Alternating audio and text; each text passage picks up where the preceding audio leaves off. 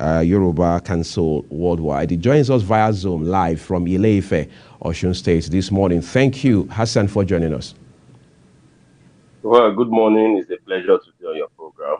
I'm glad to be on your program this morning.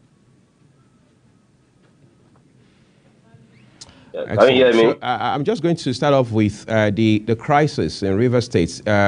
Maybe that's not the word that describes it at this point, but you and I had seen how that conflict had broken out between Governor Fubara and Mr. Agbomofuegbe, FCT minister. And then, of course, that raised several concerns until we saw President Tinubu and the leadership of the PDP weigh in on the matter. Talk to us quickly about what the genesis of this could be and what the implications also are. Well, I will sum it up as power corrupt and absolute power corrupt, absolutely syndrome. These have always been the recurrent decimal in our political climes, especially in Nigeria. And, governors and their proteges, maybe cronies and their, I will call it their anointed boys, always most of the times turn the gumbo against their beneficiaries, which is the governors or the outgoing governor. And a similar scenario have ensued in your state. It has ensued in Akwa Ibom between Godswill Akpabio and Udom. We witnessed it in several other governors, and even in Lagos, the former governor Ambode equally had the same similar experience. But this, to me, is just goes to say that what is the definition of our own democracy? Is it government of the oligarchies, for the oligarchies and for the power cabals, or government of the people? Because if the people are at the center, I don't think any godfather would be able to hold the entire state to Gula. And this goes to say it's more about power. It's all about who is in the control of the who is the pilot. Is he a pseudo autopilot that is the governor, or there is an active I'll call it connivance of the former governor and the incumbent governor, a semblance of continuity or third term or fourth term, or however we may be able to call it, has always been the height of the tension. And the River State, the way it's going, is quite unfortunate because these are areas I want to call Governor Wike to be meticulous in and cautiously guided as a Democrat, as a lawyer, as a member of the inner bar of the Nigerian bar. You should hold a lot of responsibility not to throw caution in the wind. At the same time, these are matter of politics. These are matter of 2027. These are matter of, oh, please anoint this person, appoint this person, make sure that this person is also placed in a position of authority. And the governor also has his own cronies too, has his own followers who thinks, oh, Mr. Man, it's now your turn. Please guard the governor and take control. Don't let anybody push you. And that's where the power tussle, because this power tussle started immediately after the swearing in of the governor. It's not accidental that we just bring a lot of inflammation now, but it started immediately after the swearing in, because there are a lot of gimmicks that, and I see these are matter of loyalty. If you are loyal to someone, yes, it's a matter of morals. If the person is giving you an opportunity to serve, yes, Governor Wike saw brightness in Fubara, and that's why he called, oh, Mr. Mark, I've seen a lot of goodwill in you. You have an altruistic value. You've been at the state accountant general, just as he rightly claimed. But aside any other fact, maybe just like Ambode was the state accountant general while Fashola was there and all these other people, there were all other interests that underlays political godfathers to anoint any political source. It's not just all about this. It's all about who are behind this person. These are matter of intra River State crisis. It's not even a PDP crisis. It's not even a national crisis. But the way it has quickly snowballed into impeachment, that is the height of democratic rascality. And it's very, very important. If you don't put caution in the on this issue, rascals in garage will sum themselves up and ensure that they take over power and they run government like garage, like the NURTW, or sorry to say, that some garage manner of administration is what is going on in Rivers State. And the need to apply caution is now. If you don't apply the caution now, we might just continually see a situation whereby if it's at a national level and we have a outgoing president and he has a godson who is to come as a president, do you think Nigeria will be at ease? Even now, Rivers State is not at ease.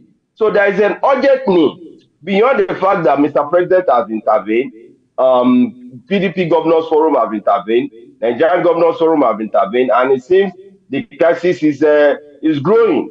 In as much as we have a similar crisis too in Ondo State, this is a symptom of what is happening in Rivers. It's all about power. It's not about the people. That's why I'm highly disappointed that if the people have come at the center, that they are agitating on, oh, how many schools have you built, how many something, and they are fighting over the people's welfare, which are yet to be met. I think the people will be happier that they are fighting over us. But now they are fighting over the vault of the state, over the secrecy of how the vault has been managed or mismanaged, over their complicity of each other, over us trading, over deceit, over disloyalty. These are very inimical and dangerous to our democratic tenet as a nation. I'd like to talk to you now that you have mentioned the House of Assembly in Rivers State. First of all, we understand there had been a fire outbreak there just a couple of days ago. It was a few hours down the line we started hearing issues about impeachment. And like you said, I mean, that came through real quick. How did we get to that point where we started talking about impeachment and so on and so forth?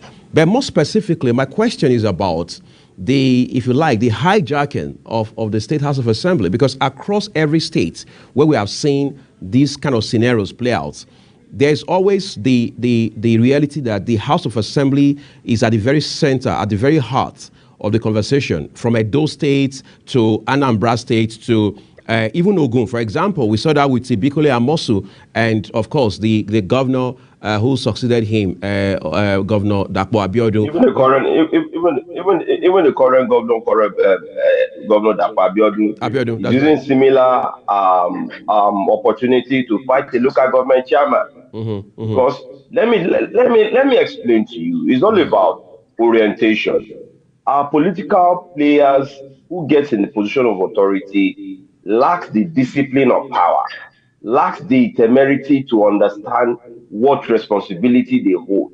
Majority of them are centered around self-aggrandizement, self-imposed authority, self-imposed constituted display of gangsterism, political gangsterism. This recklessness have been at the height of this scenario that we are witnessing. And the more we see this issue reoccurring as a recurrent decimal, the more it gets more dangerous to our political space. The more the present generation begins to see new areas and horizons of how power must be snatched. If the assembly members are now being more like a toolbox of oppression, a toolbox in the hands of their loyal godfather, it will become a space whereby everybody will begin to jostle for. If you want to maintain your governorship seat, quickly go and make sure that you carry as many as much House of Assembly members on your pay box. It's not on the manner of authority now, on your pay box. Because now, what does legislative harm represent? Is it a tool for oppression, for intimidation and harassment, which we have seen in Ondo State going on? You see the wife of the governor of Ondo State, John Ketty, and the governor is not hale and healthy. Yet, because of power, somebody is seated somewhere and ensuring that the entire state must be granted because they just believe that the deputy governor also wants to become the governor in the next election. This is wrong. Then you now see the people at the center. You will now be amazed. These are lawyers, senior advocates by their class. Akeredolu is a senior advocate. Yes, Yisom Wike is a member of the inner bar. These are people that knows the law. Why must he now be? I'm a lawyer, and I've also played politics. I've also run for offices. I've also believed in social justice right of the people. I will not, because of my support for a political player, down to or downplay the essence of governance. You cannot down to essence of governance and impute oppression of man by man and impute impunity. These are just the heightened level of impunity within our political state. And to many, just as I've rightly said, we lack political decorum in this part of the world. Everybody wants to see himself as, oh, I must put him to shame. Now Fubara is now proven is more than me. Let me now tell him and show him Pepe. This is not governance. It will begin to run us down and run us aground and will become a laughing stock before the Committee of Nations. Nigeria cannot be a symptom of disgrace to the whole world with just the federal government. It's all about the culmination of what is happening at our lowest level of governance, which is at the local government, also at the state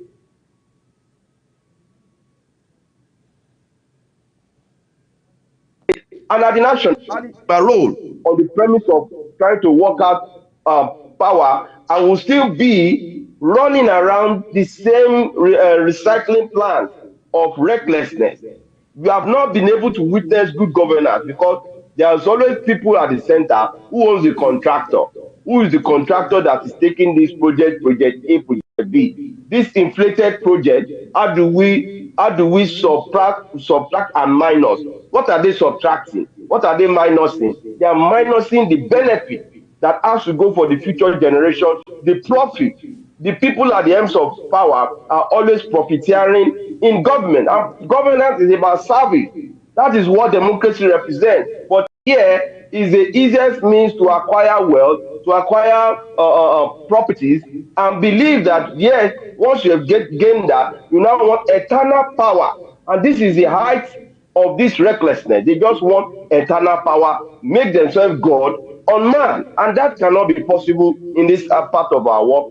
At the same time, our political godson needed.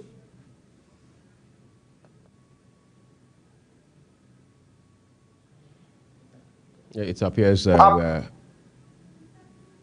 we're losing connection. A lot is involved in power. You cannot just come because you are not the governor and begin to throw caution out of the wind. You need to also understand and learn from your master. There is a need for you to learn that trade. For the fact that you are just there and you are beginning to grandstand, that will be the pride before a man that has pride. So I want to advise all this power jostling, wrangling, and restimania needs to stop. Because if we are not working to stop it now, something more bigger will stop all of us. And that is revolution. We are calling for revolution little by little. If the entire River State revolts against both Fubara and Wike, nobody has the power to control human beings. Let me tell you, it is easier for you to ignite a war, but it's very difficult for you to extinguish the war. And that is what is breeding now. If every characters in River State throw in their powers or their old wounds and begin to join forces against each other, let me tell you, to be more physical than we could imagine. And that is where I want to caution that for there not to be a state of emergency to be declared, which will lead to loss of lives and property in greater magnitude, because I foresee danger. River State is a very heightened area. These are areas of militants. We have areas that highest level of, I'm sorry to say, we have cult groups there. We have a lot of bad menace going on there. We have prostitution. We have everything that if you are not a good manager of human, if you do not have that character in you, and you are breeding this I don't care attitude, even if they give you the whole state, and be able to manage the human character and human resource management of the state. And that's where Fubara needs to learn. It's about surviving this current ordeal.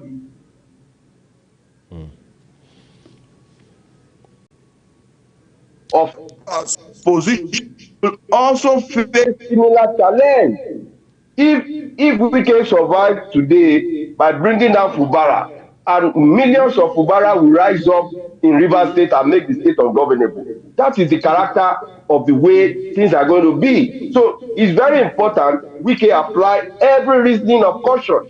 If you are being appealed to, please go and amend. If you are a leader, also lead well. If you are the godfather with immense character, not I don't care and who can hold me to account. These are not a dynasty system of government. It's democracy system of government. Your era is gone as Mr. Wike. Constitutionally, you are no longer the governor. You don't have right to even determine what is going on in the state. Don't be. We don't need to throw all laws to implement. If you have to implement all laws, almost everybody will be arrested. So I want to call both parties together. The State House of Assembly should not be the bandwagon to be used to be impeaching each other. 8 impeaching 27. Those years, those Holocaust years are gone. Nigerians are more wiser. If the State Assembly do not apply every reasonable sense of caution, they will face the implosion of they can never imagine, because everybody has sense of support. So if you think you are doing one bad today against one person, always think about the millions of beneficiaries that will retaliate on behalf of that person, even when they were not even authorized to do. Some people will just want to do just to satisfy their own intentions. And they sincerely, people are frustrated. Don't allow anybody to use you as a weaponized conduit for him to go to jail. Some people are ready to go to jail, but because of satisfying their intentions. Some people even tell you, I'm ready to die just for you to come down. So don't ever think that the system is so heightened, there is poverty in the land. And if this is not properly managed, we'll continue to get it wrong. Okay, I need to talk to you about the State House of Assembly, because the Constitution empowers the State House of Assembly, just like the National Assembly, to make laws and then be able to bolster, if you like, the legislative structure of the state. But what we have seen for the most part across this country, state after state, particularly in circumstances like we are experiencing in Rivers State now, is the State House of Assembly being hijacked either by the incumbent governor or by the immediate past governor. I mean, people say state houses of assembly for the most part are strapped to the apron strings of governors. How do we create such a scenario that the state houses of assembly become independent in the practical, pragmatic sense of the word? Well, let me explain to you. On paper, state house of legislative are not aprons of governors or executive, because they have constitutional duty, and not all of them. Some do their checks and balance. A whole lot of them perform well and creditably. Their oversight functions are always there to make sure that they put the executive on check, either their commissioners, their MDAs, their local government, everything around each of the committees of the State House of Assembly or National Assembly are rightfully placed rightly. But when the syndrome of power begins to set in, and power mongers begin to see how to now capture, invade, and overtake, that is when you now begin to see the machinations and the negative aspect of what they can turn State House of Assembly or National Assembly into. We witnessed a scenario whereby National Assembly members in this country were given millions just to endorse third term. In the four eyes of the whole world, Ghana must do were being shared. We've seen a scenario whereby state and National Assembly members have their own secret meeting outside the State Assembly and pass resolution, but just for the fact that the maize is there. You've seen a scenario where senators have stolen maize and nobody is talking. We have seen a lot of rascality. This is the only nation whereby drama just sets in and we begin to watch like in Hollywood film or Nollywood. And after that scenario goes by, we are looking for the next scene for us to watch. We begin to see our democracy like as spectators. We are sometimes not even participatory. And that is the reason why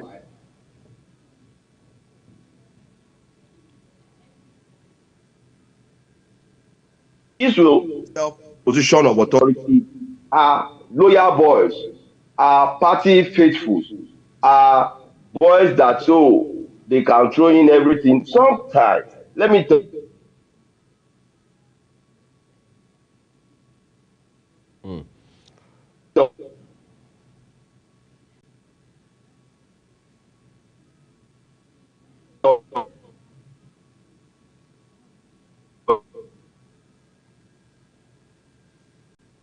Again, it appears we're experiencing a network hitch there in our connection with Barrister Oladitu Hassan. We work to get him back on as quickly as possible so we can wrap up this first conversation and then begin the second one. We're taking a quick break now. Our last conversation, which is of course the second, is going to focus on the Riot Act that the president had read just 2 days ago to his ministers and other aides. Do stay with us. Sorted to being resilient.